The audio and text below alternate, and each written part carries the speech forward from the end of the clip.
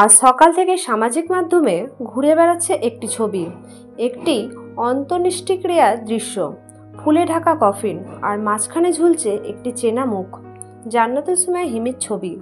ছবির নিচে বড় বড় করে লেখা, খুব ভালো অভিনেত্রী ছিলেন হিমি। হ্যাঁ, এমনই এক পোস্ট ঘিরে শুরু হয়েছে তীব্র আলোড়ন। নেট দুনিয়ায় ছড়িয়ে পড়েছে হিমি মারা গেছেন এই খবর। বহু মানুষ শোক জানিয়ে পোস্ট করছেন, ভিডিও বানাচ্ছেন, কেউ কেউ আবার সত্যি জেনে কান্নায় ভেঙে পড়ছেন।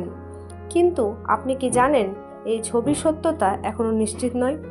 অনেকে বলছেন এটি দক্ষিণ ভারতের এক অভিনেত্রীর অন্ত্যেষ্টিক্রিয়া, যার ছবির ওপর কৃত্রিমভাবে বসানো হয়েছে হিমির মুখ।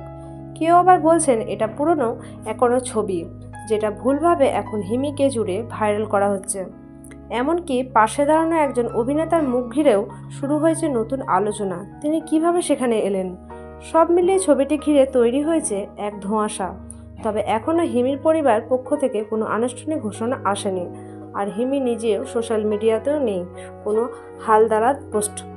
এই প্রশ্ন একটাই, এই ছবি কি ফেক, নাকি সত্যিই কিছু হয়েছে অভিনেত্রী হিমির।